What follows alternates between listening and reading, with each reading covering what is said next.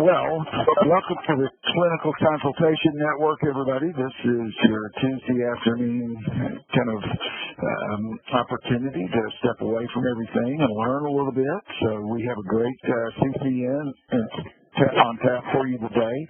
We have with us Karen Wills, who you will know is our DIDD Director of Therapy Services. We also have Sheila Littleton. And Sheila, if I'm correct, I'm remembering you are a physical therapist, right?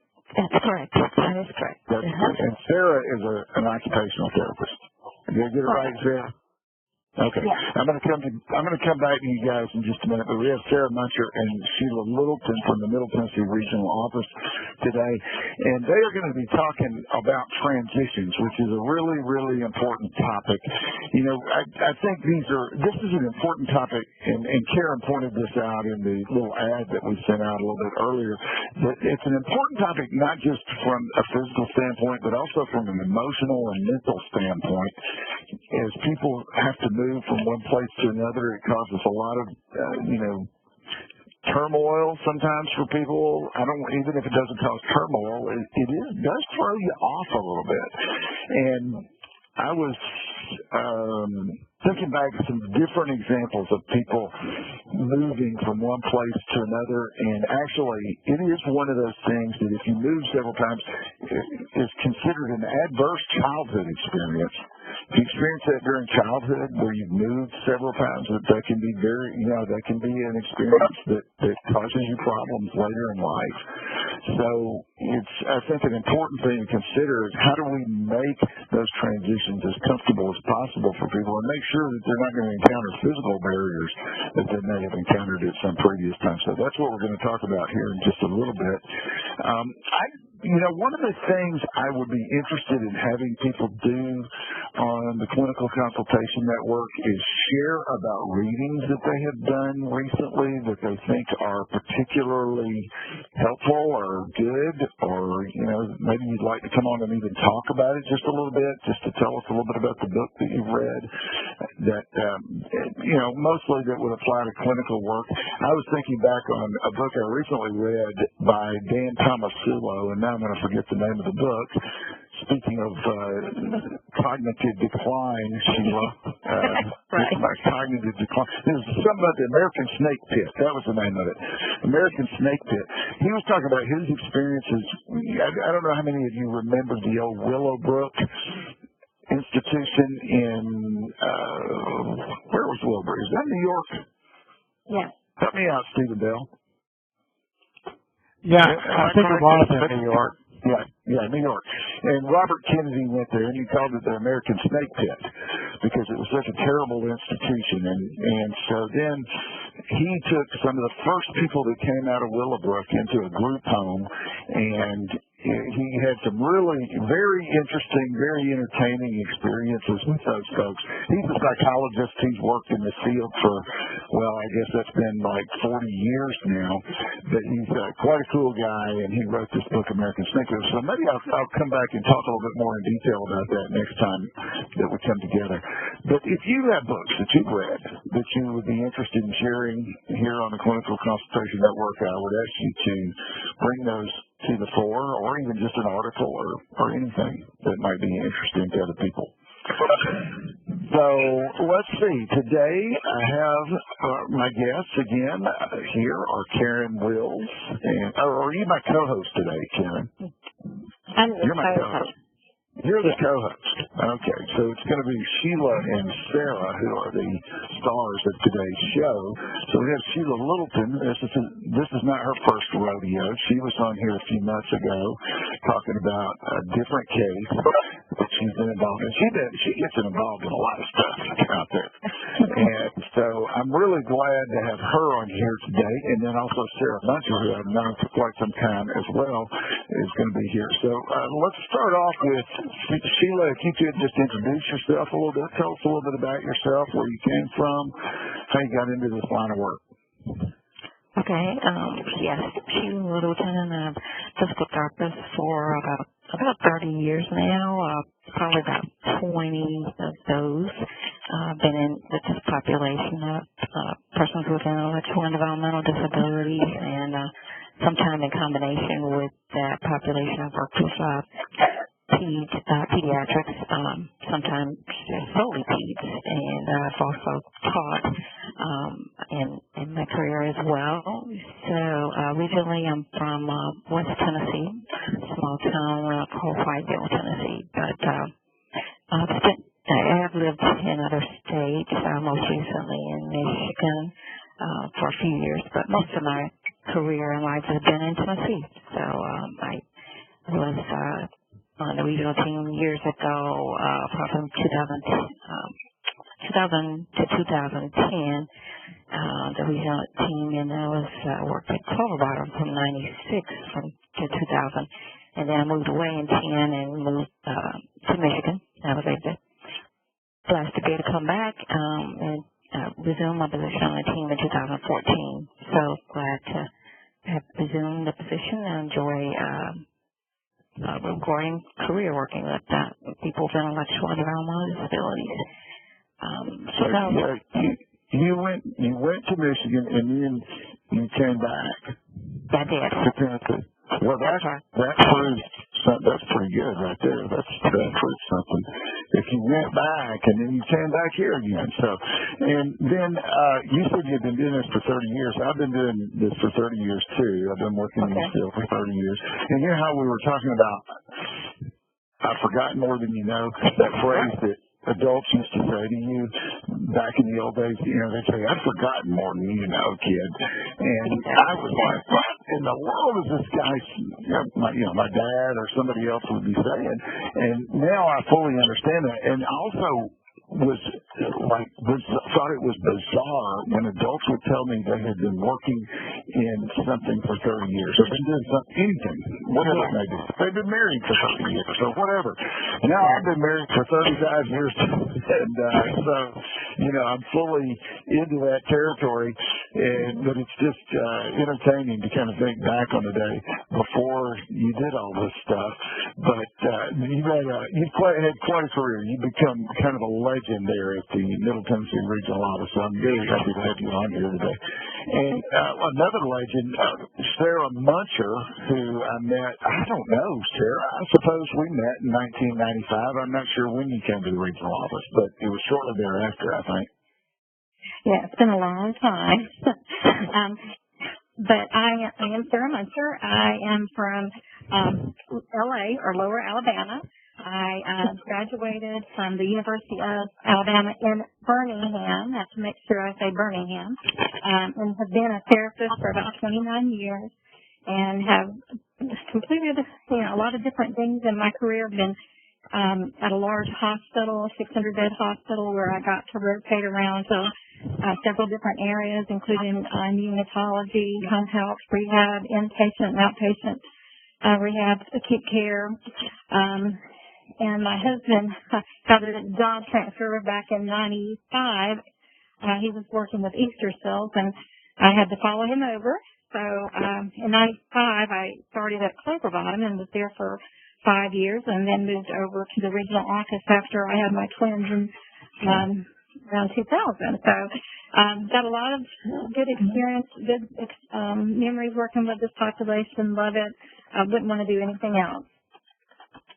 I know. It gets you hooked at some point. It's basically, and now this is what we do. So, that makes it it's a great career, I think, ultimately, to work in this field. So, not always easy, not always stress-free, but tons of fun. And so, we've known one another quite a while.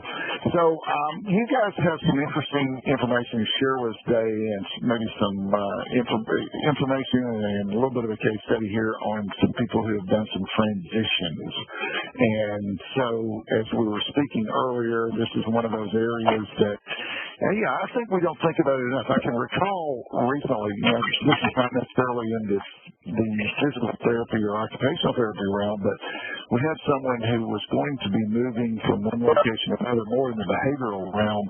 There was concern that this person was not going to like the move that they had to make under the circumstance. I mean, I agree that the move was unavoidable, but what they had decided they were going to do, fortunately I came into contact with them before they actually did it, was that they were going to just move this person over there and not tell them that they were going over there. So they got there.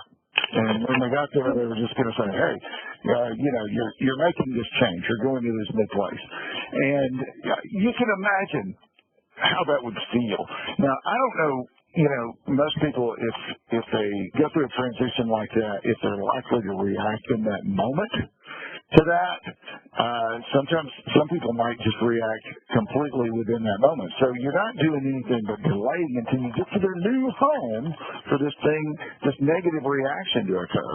And you can set it, I think, equally with physical barriers that may exist there, other things of that nature. You may throw a person completely off by putting them in this new home and not having made the appropriate preparations. So I'm very interested to hear what you guys have to say about this topic. And so with that, I'm going to turn it, who's going to start here? I know. Go ahead, Y'all both can start at once, it sounds like. Okay. Karen, would you want to go ahead and make some comments? Yeah, I was just going to share a few things just to give some general information to the group. If you're not familiar with the topic of therapeutic site assessments or have been very involved in transition. So across the state, the three regional teams, the OTs and the PTs, when there's not a community provider, will assist with therapeutic site assessments. And just so everybody's aware, there's a couple of guiding principles or requirements for accessibility. So the first one is, if you're familiar with the Home and Community-Based Services Settings Rules, which went into effect about 5 years ago, one of the requirements is that for a residential setting, that it be accessible for the individual, and most particularly any common area that is going to be used by others. So, for example, if everybody's going to use the back deck has to be accessible for an individual who has mobility issues. Some settings rules can have exceptions to them, but accessibility is not one of those exceptions. And then for transitions in general, there is a DIDD transition policy. And the three regions, we participated in the updated policy a couple of years ago.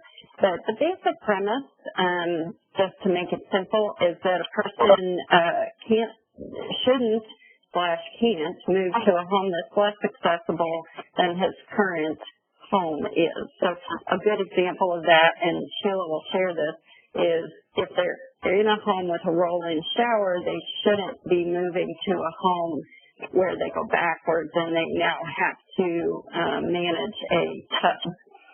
And for every transition, there's a transition planning form that has to be completed. And so there's questions on that about accessibility. And basically how it works is talks about if they have current accessibility modifications, if they have mobility devices like a walker, a cane, a wheelchair, and if they have a history of falls. If the answer to any of those three questions is yes, then the person is to have a therapeutic site assessment. And so some of the things that Sheila and Sarah are going to share in this current situation, because they're going to walk backwards through a current experience with this individual, who they're going to refer to as John, is that when a site assessment is done, and this can't always occur, and we're really trying to work with this process, but one of the things that we try to do is see the individual in the current environment as well as the proposed environment.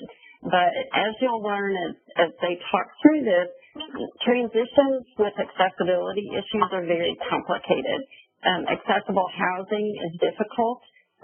if housing, either renting a house or if it's a family-based provider, buying a house, can be very challenging to coordinate all the needed steps in terms of assessing and getting a contractor out there and actually making modifications, having landlord approval for those modifications. So lots and lots of issues, and I'm going to stop talking and let them share the interesting scenario that they've been working with.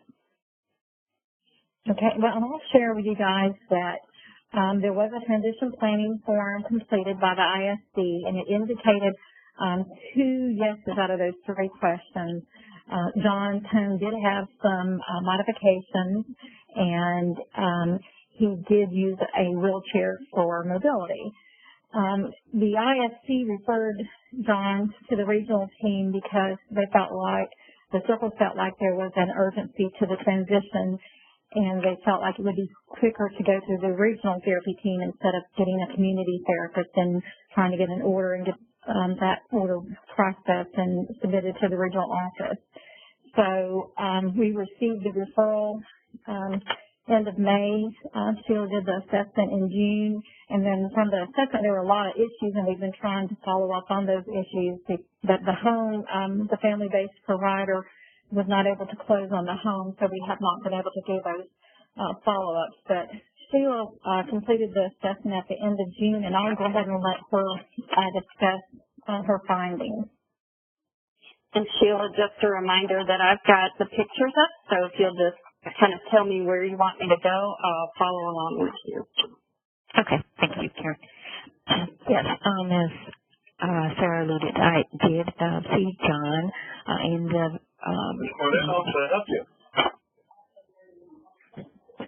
June 26th, actually, and so I was able to see and made arrangements to see him initially in his current home, and at that time, my interest, or whenever we tend to see people for their TSAs, we did try to gather information first of all about the person, and then about their equipment they're currently using, and then the current accommodations that they have.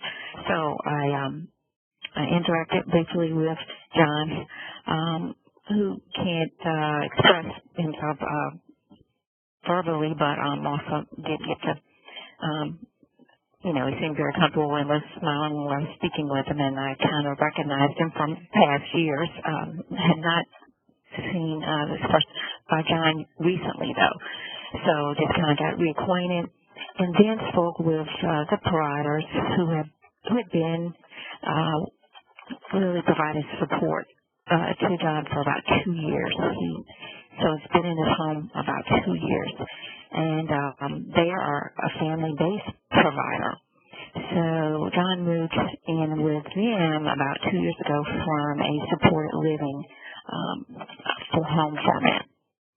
So they certainly had, a certain enough knowledge about what his recent status had been living with them for 2 years. So I got that information, looked at the home, and the home had a ramp, had a standard tub and shower format. I saw equipment in the bathroom, both equipment for John and his housemate. Obviously, I made some initial conclusions or initial ideas about his status from just looking at John sitting in his custom wheelchair. So he has a custom seating in back. So I'm gathering he certainly has some limitations in his physical functioning just from just initially seeing him. So I get the information about what his current status. He doesn't walk, so he depends on his wheelchair for his mobility, and he relies on his staff to propel him through his environment. So I've gathered that information. I'm told he is transferred most of the time with 2 people with a stand pivot type of transfer. He does have alternative equipment, including a stander, I think, and quadrupedal forms, I think, and he apparently utilizes these devices. So I know that, again, there's involvement physically because of this information. And so, Sarah, let me ask you a quick question here. As you are assessing this situation, it sounds like you're getting information from a variety of different sources. So, your first step was to go to him, to ask him, try to talk to him about what it is that is of concern to him and what his needs are. Was that where you started? Did I understand that correctly? Yeah. Yeah, I like to start with the person, definitely, first of all. Right, and you were asking him questions about things, but he wasn't really giving you a lot of information or a lot vocally or verbally. Exactly. I couldn't ask him directly. I could ask him directly, but I was not able to get, that expressive information on the details on how his status was. Yes. So what was interesting about and what you said after that point where you had that initial interview with him is that you started looking to other sources of information. And those were not limited to just those things that we would ordinarily think about in a circumstance like this, but it had to do with you kind of looking for context clues, as they call them sometimes, things that would give you information about what his needs are. You were able to ask questions, obviously, of staff that work with him, but also just looking to his existing environment, looking at how he operates and functions within that environment to try to come to conclusions about what his needs might be. And I just point that out because I think so often when you're working with people with intellectual and developmental disabilities, you certainly, I think your instinct about going to him first and trying to get that information is such a key thing. There's a respect that goes along with that establishes your relationship with that person that is very important. But then that you also have sort of these other ways of looking at things and coming up with, okay, well, these are the things I need to be thinking about as far as what I'm going to recommend clinically. And so I just wanted to point that out about your thought process as a clinician in this circumstance.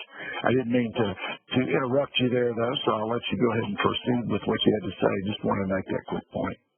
Great. And that does bring me to, I guess, even before I even met John and his providers, we always try to thoroughly review the ISP to also get that context regarding what has occurred, what is his current status, and maybe what's been happening with him in the last year. So I had definitely reviewed his ISP and had some kind of perspective regarding what at least was communicated in that document about his status. So that also gave a context to my conversation and my interaction both with John and his providers. So even before I stepped foot in the door to meet the person I'm assessing and the staff, I already want to have a kind of a pretext of things that I'm suspecting may be a concern, and I want to have an opportunity to focus in on those areas. So I did that, and I don't think I mentioned his diagnosis was then diagnosis cited in the ISP, and on the referral was scoliosis, kyphosis, cerebral palsy, cortical blindness, chronic constipation, iron deficiency, anemia, bruxism, allergies, dry skin, MRSA carrier, and a history of herpes simplex and seizures. So the area, of course, I'm going to be most closely focusing in on in terms of physical challenges would be the cerebral palsy, scoliosis, kyphosis, and the cortical blindness. I'm going to be mostly looking for concerns that I think would be affected with those diagnoses. So after I've gotten, again, interviews out, I'm interested. My attention is drawn when I look through the home. I've already seen the ramp as I come in, so I'm aware that he accesses a home through the ramp, and that would be something that would be definitely needed in the prospective home.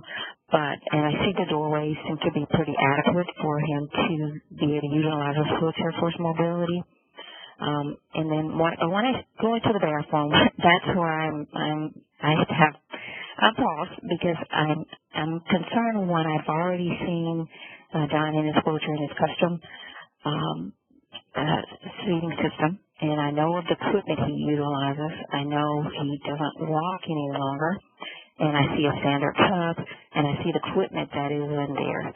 So, again, there's two pieces of equipment in there, and once I've been told which equipment John uses, which was a Rifton bath chair, and I think, Karen, if you could post the screen with that, I did take a picture of that particular equipment in his current home and tub. Okay, great. So my concern is I've been told he utilizes a scientific transfer, and so I'm thinking already this could be challenging, and is it safe? Because you got to step over, right? Exactly. I mean, you just step up and in. Exactly. So typically, people that need that level of assistance and definitely need two people, I could see this transfer being very awkward and may or may not be safe. So I asked to see this transfer because I want to establish he's safe. He has been safe currently, and that's going to help me when I move forward and look at the prospective home to help with decision making because again, how's he currently being supported? So I see that transfer, and he does take some weight on his feet, and I describe that in when I'm talking about his transfers in the document. He is able to be borrowing his stand, takes some weight on his feet, but pretty much that with two people, there was someone standing in front and behind, and there's not a lot of room for, you can't get a full appreciation for the space, but for two people, you can imagine someone sitting in their custom wheelchair in the bathroom. Of course, there's not a picture of him in there, but he's sitting in his wheelchair, and the staff is in front and behind, and now we're bringing him into a stand position, and now we need to get him into a seated position over to the lifting chair inside the top. So although he's able to take weight, really the staff are almost having to almost lift him from that stand position over to a seated position onto the equipment. So that's awkward because of the tub wall. And he did assist in scooting himself back, but though it was not ideal to have that tub wall with that type of transfer in the equipment. So I'm asking questions about the transfer and, has he always had this type of transfer? And, trying to establish, how this transfer, was recommended and what have you. And staff assure me that this is when he moved there, this is the equipment that was used. They've always used this equipment. They've always used this type of transfer. So I'm concerned about that, and I do inquire about instructions in therapy and how this was recommended. And they just say this is always recommended. He's always used this type of transfer. And so I'm asking about transfer instructions. They give me the instructions from the staff that his last physical therapist had documented. But the physical therapist transfer instructions mainly covered bed to wheelchair transfers, and maybe other equipment did not allude to the bath chair transfers. So they don't have specific instructions on this particular bath chair. And then I also get another level of concern when I see a lending library tag on it, because again my mind goes to the fact that this probably was something put in place, right, and temporary. So probably something, because they told me he's had this since he moved in, so he's been in this home 2 years, and he's still with a loaned shower equipment. So I'm inquiring about this. The family providers basically seem unaware that the chair was on loan and thought that was his own chair. That's what they conveyed to me. So I'm concerned about, there's been a lack of communication here, because obviously a therapist it had to be a therapist to to check out this piece of equipment. There had to have been a therapist at some point, borrow this equipment to be used with him. And so they're not aware of any of that. They're not aware of any new equipment that should have been ordered or anything to that effect. So at this point, I just have what they're telling me. I don't have the background on what the original recommendation for this. So I'm already concerned with his current status and current safety with the home that he's in now. But I move on to that. Everything else. Well, let me comment on a couple of things that you said there. One thing that has impressed me about the work that you do, Sheila, is that you put the person in that circumstance that they're going to face, that they're going to deal with, and observe how they respond to that situation. And right. This is such a key thing. I think that is so important for clinicians to do, to really understand what's going on with people. And I get you want to read the history, you want to have all of that information, but in most cases, you do actually want to try to create at least some kind of a microcosm of whatever it is that you're going to deal with, and see how the person reacts to that. I think that's something that's a no-brainer almost in the physical therapy, occupational therapy realm. A lot of times when it comes down to a behavioral type of concern, we're concerned about putting the person in a situation that might cause them to engage in a problem behavior. But in some sense, you've got to do this in every circumstance, I think, to get a good idea of what you're dealing with. I was really interested. We had the TNED conference this past week, and one of the presenters was talking about functionally analytic psychotherapy. And he was talking about basically identifying things that might not be exactly that clinically relevant behavior that you're looking at, but there's something that's a little bit short of that you can use within the context of a therapy situation to sort of experiment a little bit and try to figure out what the function essentially of this behavior is. And in some sense, I see you doing a very similar thing in working with people in a physical therapy scenario like this. The other thing that I wanted to comment on real quickly that you talked about is communication and the importance of that when you are working with someone. You may have a lot of information about what's going on with someone, but if that's not communicated to everybody who's involved with that person, then it's really not going to be very helpful. And so that's, and I think when you see those problems in communication, that is one of those warning signs that something not too good is going to happen here if you don't correct that problem. So I think you're very wise to begin trying to address that and trying to get down to not just the story you're given, but what is the real story that's out there. Yes. Okay. Thank you. At this point, I already knew we were going to have a little bit of a disadvantage in moving forward when we were going to leave his home, current home, and have John be brought to the new home, because I'd already been told the home, which adds a different has another dynamic to this particular assessment. The home the family providers wanted to move John with them to, that was not going to be available for a little bit of time because they were waiting to close on the home. So currently the home, we were going to be allowed to assess it, but they were not going to be able to initiate any modifications that they were already aware of, such as the ramp for him, because they didn't own the home yet. It was going to be closed. The home was going to be, they were purchasing the home and it was going to be closed in about a week or so. So I felt like I had to see at least what the current skill in the current home, knowing that I was going to have to visualize in some ways how this would work, how his transfer would work in the other home. And so I did ask if they could bring at least a chair, so we could, because I knew he was not going to be able to get, in other words, into the new home, because the new home did not have a ramp yet. They could not put a ramp, even though the family was aware a ramp would be needed, because they couldn't close on the home. Another family was in the home. But I asked, at least can we take the chair, the bath chair with us, so I could see out fit, and I could try to get an idea how John would look and how, maybe visualize transferring into the chair.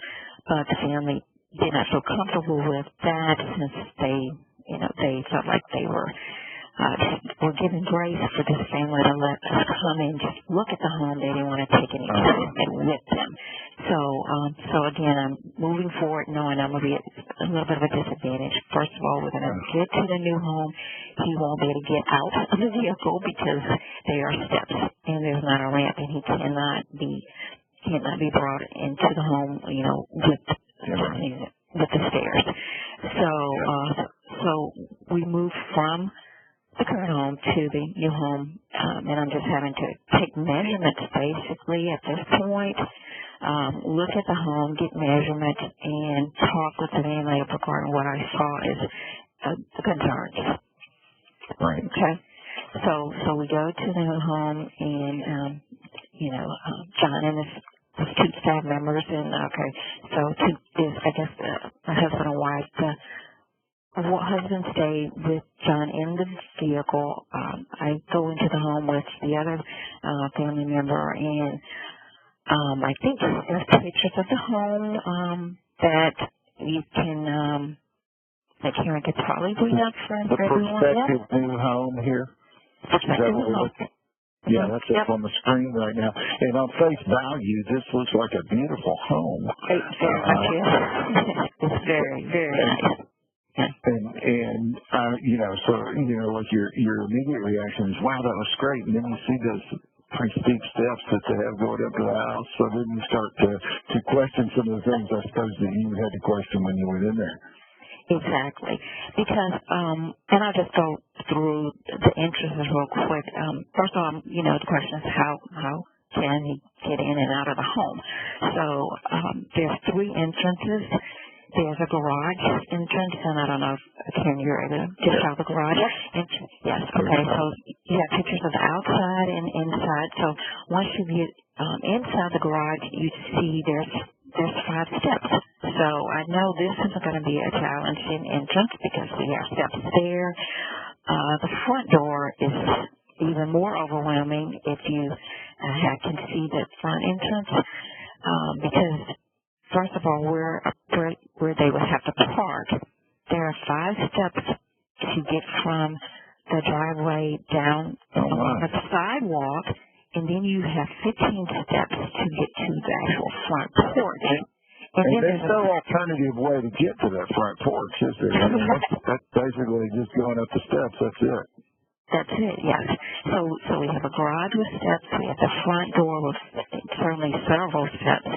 And then we have the back door, which is accessible from the you can get from the inside to the patio, and again, still all the way around to where the driveway is. That's the entrance the family was going to prepare to have John access the home. They already, in their mind, determined they would get someone to provide a ramp for that entrance.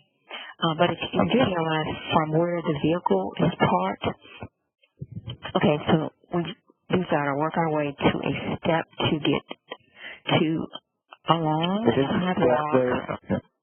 A step to get to a long sidewalk. Karen's pointing out where the step is there with the little ISO bar. Okay, good. So then there's a long sidewalk to get to the back of the home where those patio steps are. So that's about 4 patio steps with railing, and then there's another step to get to the inside of the home. So that the family has decided is going to be the most feasible option because of the, limitations with the steps. If I didn't know any better, I would almost think they were designing this home to be inaccessible. Yeah, it's very challenging thinking about that. And my concern is, okay, the family's aware a ramp is needed, but are they going to be aware of the extent of the ramp because of the appropriateness that's going to be needed with the slope? It just can't be a ramp. It has got to be appropriate height for that number of steps. So, but they are already aware, and they plan to get someone to provide a ramp. So, because he does not qualify. John does not qualify for waiver funding for modifications. They are aware they would be responsible for getting the ramp so that it would be accessible. So they already know that. So I'm getting measurements, all the steps and the height, and so I can, share with them that, give them some idea. This is going to be a lengthy ramp, and it has to be accessible. It has to cover all of these steps from the inside of the home to the patio, from that step that you get to the driveway. So they know that ramp has to cover or be, it has to be fully accessible in all of those areas. And so then that takes... Let me just ask this, Sheila. When you are talking to a family about that, and I know finances comes into play with this, and I'm understanding of that circumstance, but is it sometimes a difficult sell for them to help them understand the purpose behind doing this and why it's necessary? I think I can speak about this situation right now, but I don't think for this situation it was because the family had a ramp already. So I think we're going to get into the difficult part when we get to the bathroom. So they weren't a hard sell on this. They were on the ramp. And it's not too hard to figure out that this is not going to be practical to try to do something different than put in a ramp in these circumstances, because you're not going to roll him up those steps every time. Exactly. That's not going to be practical over the long term. Yes. So I think the ramp, they already have in their mind about that need. As we get into the home, again, it's a wide open space. The home is, again, beautiful and has a lot of wide open space, which is great for someone who utilizes a wheelchair for the mobility. The bedroom doorways, all of the doorways are going to be okay. But once we get inside the bathroom, and I think we have pictures for those, several pictures for those. That's where I'm, again, concerned, because there's three entryways, three doorways to get access in and out of this bathroom if you get to the shower area.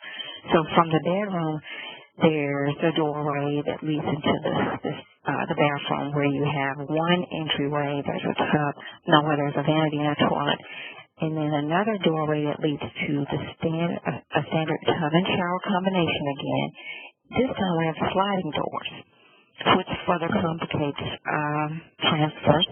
But the families, they're astute enough to know we're prepared to take the sliding doors down. So they did not see a problem with just taking the doors down, and so the sliding doors down in the bathroom to access this tub.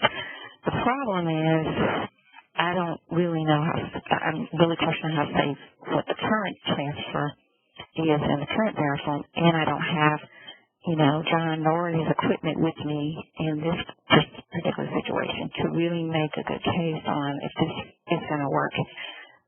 So they have a little bit of problem with that, because they didn't see any problems with what was going on in the in the current bathroom. So they thought that it was safe enough where he came from. You were concerned about the safety of that circumstance, and then now you've got a pretty equivalent situation here after you take the glass out. Exactly. Yeah. So this is all happening. Am I correct that that is a shorter bathtub than usual, though? Is it not, or is it? It may be an optical illusion. Right, because of the the sliding door. I think it's about a 14 and a half inches top height. 14 and a half. Okay. Yeah. But I still am uncertain about John's safety here, because he's not with me inside the home, and I don't have equipment with me. So I know I'm going to leave there with that uncertainty, and I know I'm going to probably need to we'll need to have a follow-up visit to be able to see actually him in that shower with the equipment, just to be able to make a case. So I leave there with knowledge that the family was going to try to research and get some further information about his current recommendation, because it could be something I did not know about his current equipment, and so they were going to look for staff instructions with his current equipment. That's what they were supposedly going to do. They already knew about the lamp, so I kind of left them with, I'm going to wait. I'm going to need, get some further information about the shower and equipment. But this is where we'll proceed from now. With what I could do. Again, the lamp was already acknowledged about. They were already knowledgeable about that. They were less concerned with the shower because they felt like he could just use what he was already using. So I leave at that point. So just my concerns, though, were the concerns from the current home, current transfer, the lack of instructions with the current shower equipment, the fact that the family was unaware that it was a loaned chair that they were using. And now that I'm at the new home, again, the lack of the lamp and uncertainty about the transfer. So that takes me to where I'm back now at the office. And then Sarah was unavailable to go with me to assist with the the assessment. But when she's back, we get together and she's able to get some further research done regarding the past assessment that ended John into where he is now, and that provides further concern with information she found. So I think, Sarah, if you want to share your information about the TSA that allow him to, be recommended to be able to live where he is now. Okay. Yeah. Well, we had one of our community providers complete an assessment for John in 2017. And she identified in her assessment that John used a roll-in shower in his current home, and that he had a roll-in shower chair. And when she went to the new home in 2017, she indicated that the bathroom has limited space for his wheelchair and his equipment, and other roll-in shower options needed to be pursued, roll-in shower chair options. And she actually recommended 3 different types of chairs that could be looked at, a Duratilt space roll-in shower chair, a Sherlock Columbia shower chair, and a slider shower system. But we could never determine if those slider shower systems or other options had been pursued or not. And we couldn't figure out why John went from a home that was totally accessible to one that was less accessible. Yeah, I didn't know that. I just want to interject. I was never told when I was completing the assessment that he even had a roll-in shower chair. See, and I didn't know he had come from a home that had a roll-in shower system. So I'm sorry, I just want to interject that. I didn't have that even knowledge when I was going in. That's a puzzle. Sounds like he's kind of moving from more accessible to less accessible over the course of time. Is he able to lift his leg? You may have mentioned this earlier. Was he able to lift his leg up to step into the shower, or do you have to pretty much just pick him up? He was unable to do very much lifting of himself over there, so the staff really had to be more involved with getting him over that tub wall. Once he got over there, he was able to help scoot back. He was able to take weight when he was standing, but for us to help him get himself lifted over the tub wall, the staff were, primarily involved with that part of the transfer. And I think that gives a false confidence when the family-based provider is showing the person's skills, because this is in a dry situation. When you add water, it changes everything. Well, and when you do it 100 times and you start to get a little bit careless too, you're kind of rolling the dice every time, it seems like. I'll just give a little quick analogy here. I got a tractor that has a lot of problems. It doesn't run right all the time, and sometimes there's something wrong with it, but I need to get something done, so I keep trying to use it when it's not working properly, and usually that results in something worse going wrong. and this is kind of an analogy to that, because in a circumstance like this, this is something that's not working well. Eventually, even if you're able to be successful with it on several occasions, it's something that's not going to get safer over the course of time, even with a learning curve. I think that always has to be taken into account, but it's something that is certainly troublesome. Mm-hmm. Yeah, it's amazing that the house, the family was finally able to close on the house on Friday, August 30th. So we have a follow-up visit scheduled for Thursday. So it's going to be a challenge if we can't make the bathroom work for this person, because we need to make sure that he's safe. So we have a couple of ideas, but we're hoping for the best. It may be a challenging situation if we have to say he really does need a roll-in shower. How are we going to pursue that and obtain that for him?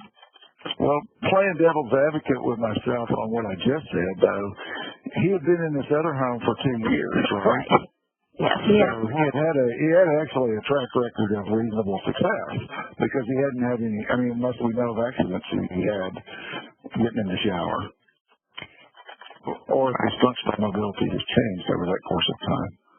Right. Well, and I'd just like to interject too that part of what the therapist is having to look at also is the staff or family or caregiver, support staff, and their risk in doing a transfer. And it's difficult going back to those initial pictures. You can't really get a good sense of how challenging that transfer, especially if you're someone standing over the back of a wheelchair trying to help lift somebody. There is significant risk for injuring themselves. And I get further concerned because it hasn't happened, and most of us think we're invincible and that it won't happen. But once it does happen, it changes your life, and it never goes back to the way it was.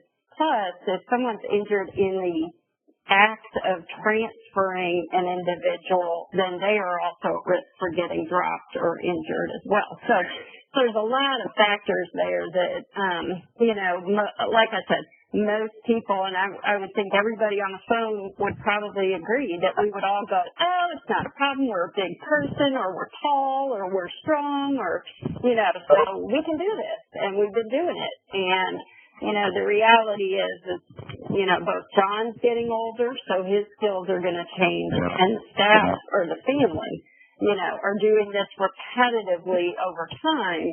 They're bound to have some effect from that at some point. Well, you make a valid point, and this is, I've said this over and over when we've done occupational therapy, physical therapy consultations, is that you have to take into account the deterioration over the course of time. And what I mean by that is, particularly with staff members, and that may be something we're not considering enough, probably, that I wasn't considering enough, is what is the strain on the staff member? Does it cause a back problem for the staff member or some other injury that they may get? And what are the prospects of that over the course of time? So that's, just another factor that has to be considered here. Interesting stuff. Very interesting stuff. And so you haven't reached a conclusion on this yet. Am I understanding that correctly? Right, yeah. When I submitted the TSA documentation, I just had recommendations for basically a follow-up because I knew that, first of all, the ramp was going to be required, which the family already knew, and I gave some dimensions that so they would know that it needed to not just be a ramp, but it needed to be an appropriate length. And then I said, too, when John can access the home, a follow-up assessment of the shower with our OT would be needed with the loan grab chair to determine if he could continue to use it or if other equipment and options are needed. And then I said staff instructions or recommendations regarding the current use of the system. They're needed to clarify why the past recommendations weren't followed. So it's still pending, basically, and as soon as it was scheduled to go back out now that the home is closed, and they would be able to go ahead and, get the ramp in place. So when we go back out, hopefully we'll be able to see, him in the home, see how the ramp has been constructed, and figure out if current equipment or other equipment can allow this to be a safe move. Yeah, we've run out of time, but I just want to ask one quick question. What would be the approximate cost? Do you have any idea what the cost of putting a rolling wheelchair, say the correct term? Rolling tower. The rolling tower. Yeah, that's okay. Rolling tower. Sir, do you want to weigh in? Yeah, do you have an approximate cost on what that would be? I would think around $10,000 or less. $10,000. Okay. Well, that's a substantial expense, though, I think, for a family, obviously, to take on there. So I do see why there is concern about that. However, it does seem like over the course of time, and as you say, if they're going to stay in this home for an extended period of time, they're going to eventually want to have that, I think. So this has just been quite an interesting case. It's helped me understand a whole lot about this whole scenario, and I'm sure everybody else on the phone, about transitions, about how you have to evaluate those. And, this I think could be very helpful to people as they start to look at homes and think about homes for someone, because we as not necessarily occupational therapists, physical therapists are still, we may be some of the ones that are looking for homes or trying to think about them, and if we can think about these factors, it may help us steer things in the right direction, as it were. So I appreciate so much you guys coming on and talking about this. This has been the Clinical Consultation Network. We do this every Tuesday, typically at 1:30. Last week we did it at 12:30, but every other time it'll be at 1:30 unless we schedule something, outside, but I will let you know about that. So please join us each week. If you can't join us, we have our recordings up on the DID website. If you just follow the clinical services, go to divisions and then go to clinical services, you can get to the Clinical Consultation Network page through that. And if you need the link, you can email me, you can email Michelle Bagby or anybody else on our team. Appreciate you being here. We'll see you again next week on the Clinical Consultation Network. Thank you. Bye-bye.